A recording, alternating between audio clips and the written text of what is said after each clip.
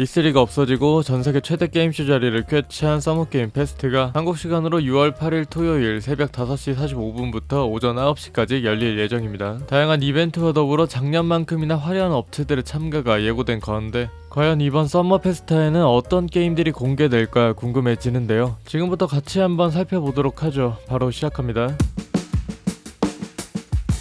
먼저 트위터로 이번 패스에서 강력한 신작을 공개하겠다고 밝힌 EK입니다. EK는 트위터에서 가장 크고 최고의 사랑을 받는 프랜차이즈의 신작을 공개하겠다고 밝혔는데요. 일단 첫 번째로 가능성이 높은 건 바로 바이오쇼크 4입니다. 2018년 EK 내에서 후속작이 개발 중이란 이야기가 나왔지만 스튜디오 폐쇄 및 이전, 발매 연기까지 그다지 부드럽게 진행되는 상황은 아니었는데요. 마지막으로 공개된 루머에서 1960년대 남극 보리알리스라는 외딴 도시가 배경이며 얼음층 아래 숨겨진 하층 지역인 오로라와 그곳에 사는 다양한 난민들이 기본 설정이라고 합니다. 거기다 늦어도 24년 말까지는 출시한다는 루머까지 있는 만큼 충분히 기대해볼 만한 시리즈라고 생각이 드네요.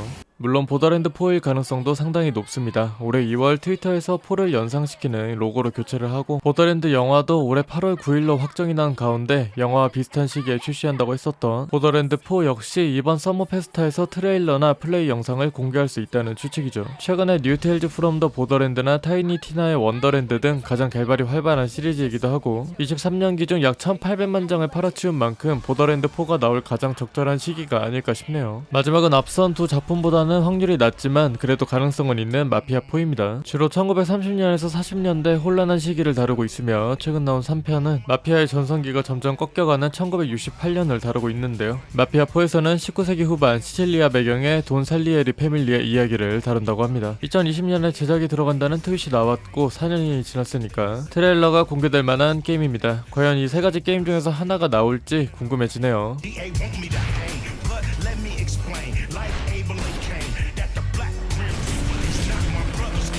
넥슨에서는 아무래도 두 가지 타이틀을 기대할 수 있겠는데요. 우선 최근에 FGT 포커스 그룹 테스트를 성공적으로 끝낸 퍼스트 버스커 카자는 온라인 게임 던전 앤 파이터 IP를 활용 세계관보다 약 800년 전의 세계를 배경으로 하고 있습니다. 본래 MMORPG 장르로 개발 중이었으나 2022년 소울라이크 방식으로 변경됐으며 FGT에서 액션성과 타격감, 전투 모두 테스터들에게 높은 평가를 받았습니다. 계속되는 테스트와 개발로 어느 정도 궤도 위에 올라선 만큼 이번 서머게임 페스트에서 새로운 정보를 공개하지 않을까 라는 생각도 듭니다. 피해 거지 스텔라 블레이드를 이어 새로운 소울라이크로 정착하면 정말 좋을 것 같아서 기대가 됩니다. 넥슨에서 개발한 두 번째 게임 3인칭 슈터 장르의 퍼스트 디센던트는 얼리얼 엔진 5로 제작된 만큼 수려한 그래픽을 보여주고 그에 걸맞는 우수한 타격감과 전투, 각 캐릭터들의 특징을 살린 우수한 연출도 이 게임을 기대하게 만드는 특징 중에 하나입니다. 다만 도저히 이해하기 힘든 저퀄리티의 스토리, 어디서 많이 본 듯한 익숙한 게임들의 짜집기, 출시 후 과금 모델까지 우려되는 부분이 상당히 많지만 아직 출시 전인데다가 새로운 정보나 스타일을 담은 트레일러가 잘 나와준다면 기대해볼만 하지 않을까 싶습니다.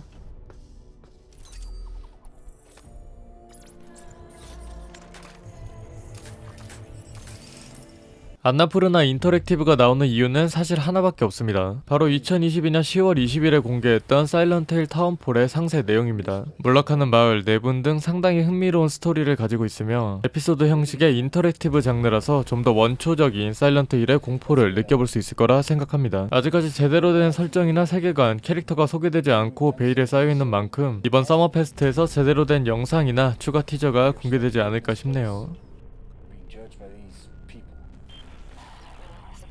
But for you, I think it's more than that.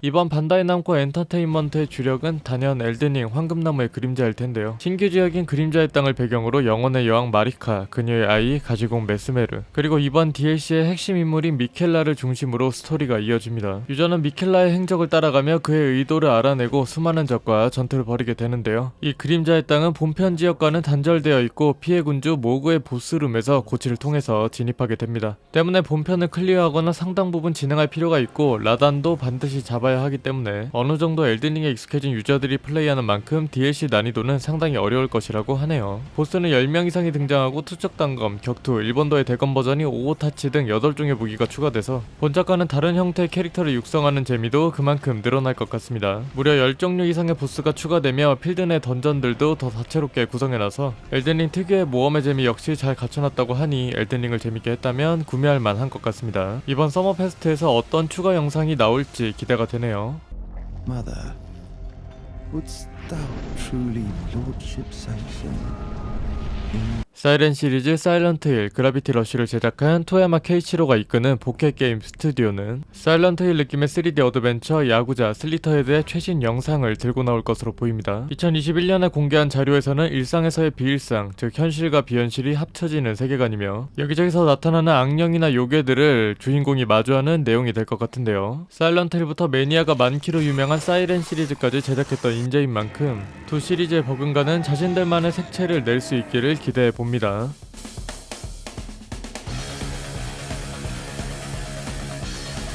캡콤이 2025년 출시할 예정인 몬스터 헌터 와일드에 대한 신규 영상도 기대할 수밖에 없죠. 작년 12월에 첫 영상에서 사막지대와 초원지대, 암석지대도 공개가 됐고 신규 소형 대형 몬스터를 비롯해 라이드 몬스터까지 제법 다채로운 정보가 공개가 되는데요. 전작보다 늘어난 몬스터의 수로 군집을 이루는 소형 몬스터들을 볼 수가 있어서 야생에서 헌터로 사냥한다는 느낌을 더욱더 잘 구현해낸 시리즈가 될 것으로 보입니다. 거기다 사막에서 볼 수 있는 모래폭풍이나 필드에 내려치는 번개 등 환경 요소도 상당히 강화돼서 좀 더 현실적이고 다채로운 느낌의 탐험이 가능할 것으로 보입니다. 이번 서머 페스트에서 새로운 정보가 공개되는 만큼 어떤 느낌일지 기대가 많이 되네요.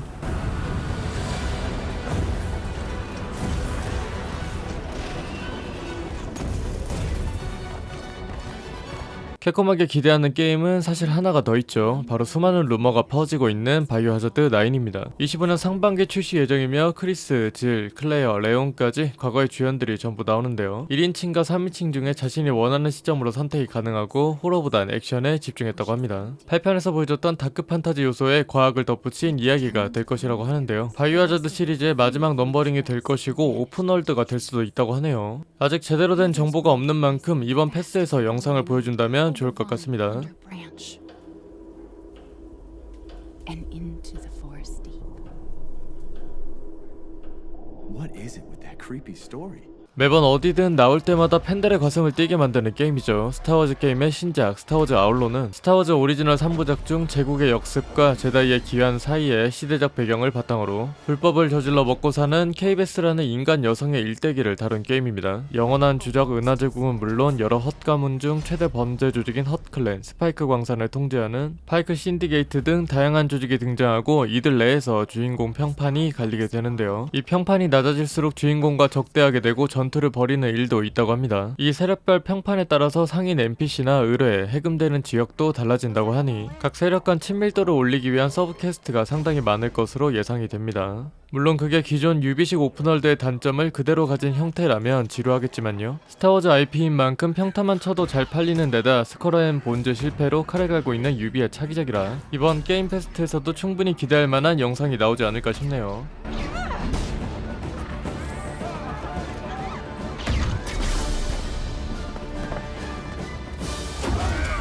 다음은 유비소프트에서 준비한 또 하나의 기대작 어쌔신 크리드 섀도우즈입니다. 오다 노부나가와 도요토미 히데요시 사이인 아즈치 모모야마 시대를 배경으로 한 본작은 실존 인물인 흑인 사무라이 야스케와 여성 시노비 나오에를 플레이해서 게임을 진행하게 됩니다. 실제로 선교사의 노예로 왔던 흑인이 오다 노부나가에게 쓰임을 받은 것에서 따왔는데 당시 기록에서는 그 정도의 인물은 되지 않는다고 적혀있어서 논란에 불을 지폈습니다. 역사를 바탕으로 각색하는 것은 물론 나쁘지 않지만 사무라이를 굳이 흑인으로 써야 하느냐 이런 논란의 중심에 선 게임인데요. 역사 왜곡과 PC주의에 의도가 있는 것이 아니냐는 비판과 너무 과도한 반응이며 실존 인물이 있는데 이를 각색하는 것이 뭐가 문제냐는 반응이 대립 중입니다. 주인공으로 인한 논란이 터지면서 정작 게임에 대한 디테일한 내용들은 묻히게 됐는데요. 더블 주인공인데다 혼란한 시대상에서 주인공들이 어떻게 풀어나가게 될지 이번에 영상을 통해 다양한 정보가 공개됐으면 좋겠네요.